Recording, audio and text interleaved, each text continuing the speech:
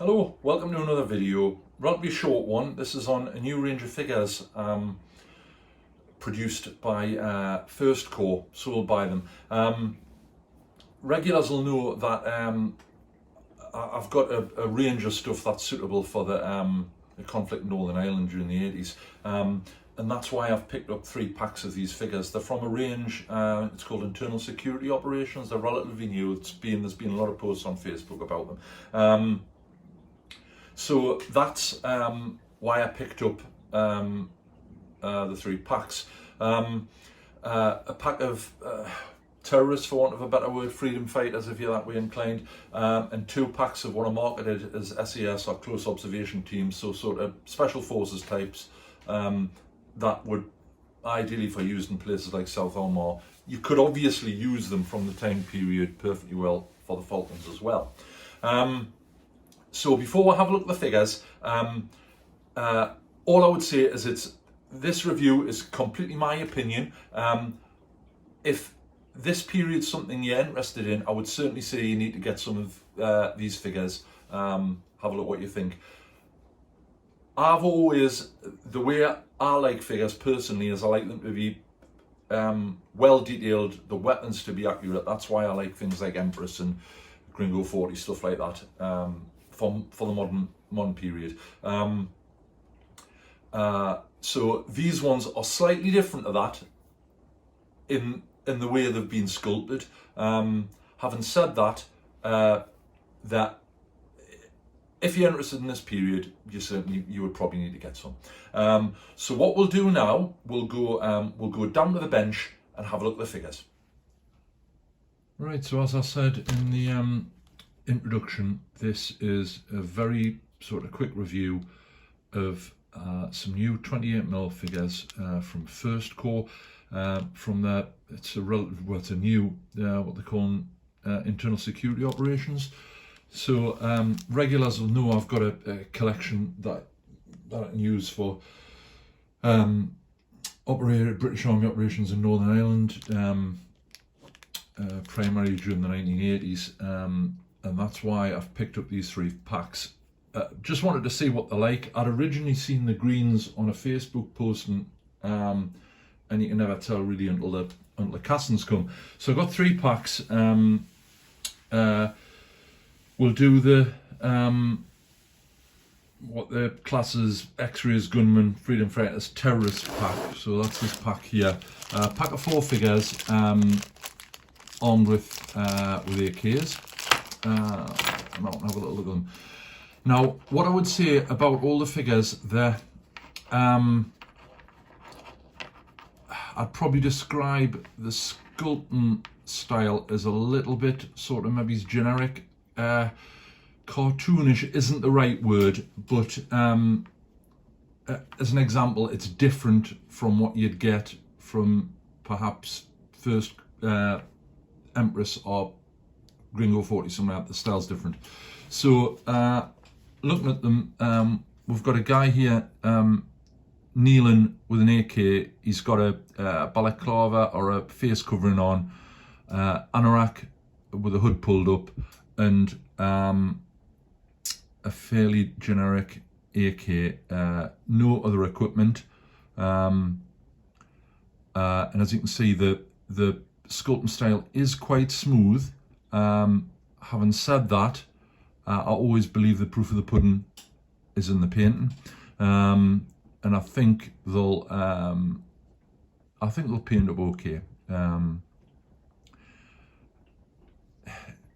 It is sometimes difficult to see what they're going to be like until they're painted.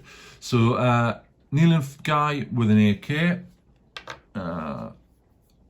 This is the second guy. They're basically all dressed exactly the same in anorak parkas with a hood up, face covering, with AKs, and they'll be sort of fine if you wanted to do perhaps an active service unit in Armagh, or alternatively, you know, in more internal security in cities. They'll work fine. So that's that guy.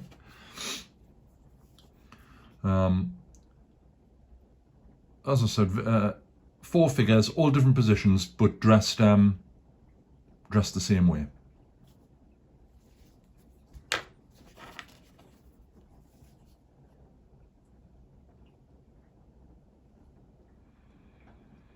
Right, so the other 2 packs I got, they're marketed as SAS, close observation teams. You'd use them as recce platoon, that sort of thing.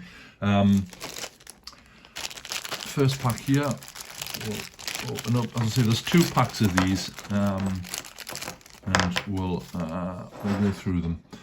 Right, so I've got a guy here, woolly hat on. They've all, I think, virtually, well, they've all got Bergens on, and weapon.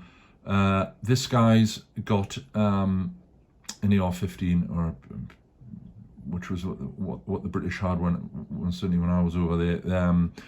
And it's got the sort of, they had the pointy wire cutter type flash eliminator, which was slightly different to the M16A1, which had like the box, the birdcage one on. Anyway, I'm digressing a little bit. Unshaven guy. You can see that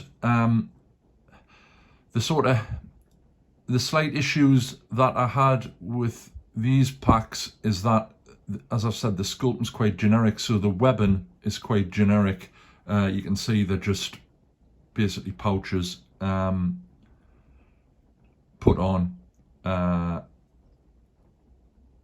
Maybe in the way I am, I'd like to have seen specific stuff. So a mixture of 58 pattern weapon pouches, 44 pattern and commercially bought, which happened all the time over there.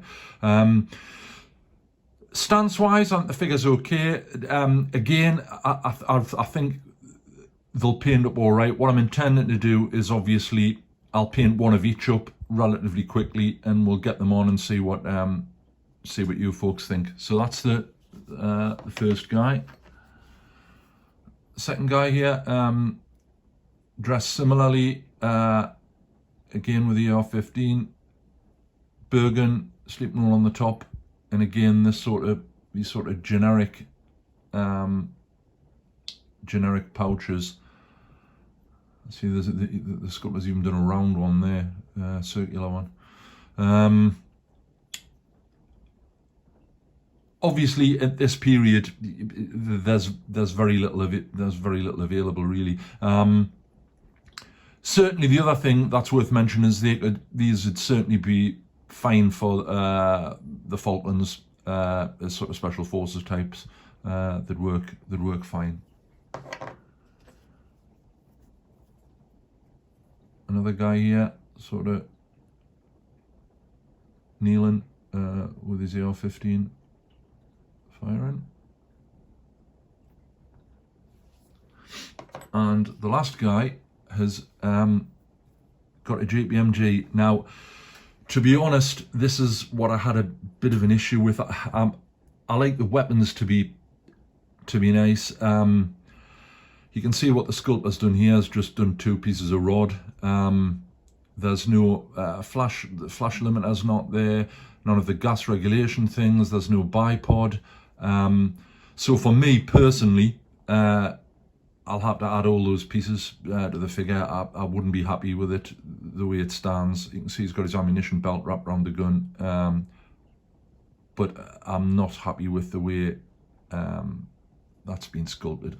Obviously, this is my opinion, and I fully appreciate, that what the sculptor's done, and obviously folks will have to make their own mind up, really. So that's that pack, and the last pack that we've got.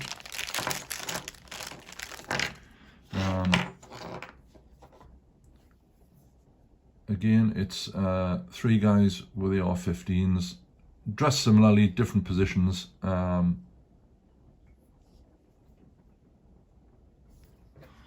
guy. Guy Farron, woolly cap on.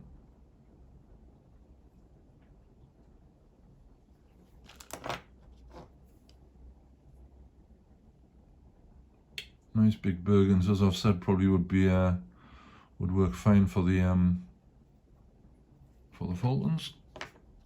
And again, last guy with a GPMG, which again for me has the same issues. This front end's I'm not really happy with. But as I've said, my opinion, and certainly for anyone interested in the period, that they're certainly worth picking some packs up and seeing what you think. Right, so there we are. Rounding off, I don't think I've actually ordered anything from First Corps before, and they were very fast, to be fair. Confirmation email virtually straight away, and they've come within a matter of days. As I've said, just to reinforce the point, completely my opinion, and although they're probably not perhaps the way I would like to have seen the figures sculpted, if you're interested in the period, I would certainly recommend you get some packs and see what you think. Obviously, period-wise, what they're designed for, Falklands, winter of 79, that sort of period, the alternative sort of thing, be great for that. Okay, so there we are. Once again, thanks for all your support. If you have any questions or comments, drop them in the comment section on the video. If you're not already a subscriber and you like what we're doing, have a think about subscribing. You can do that from the main channel page, or at the end of the video there's a button in the bottom right hand corner, and it's 28mm modern British infantryman. Click on that and you're subscribed. Going forward, me and Alex are doing quite a lot of work on the Vietnam stuff. We'll be releasing a video fairly soon, probably within the next few days, sort of part 3, what we've been up to. Alex is, I think, just about finished the Viet Cong that he's been working on, and I'm progressing quite well with the Marines, and I've also been working on the first of the Hue building sort of bases, so that's progressing as well. So there we are. Thanks again. Thanks for the support. We'll see you next time.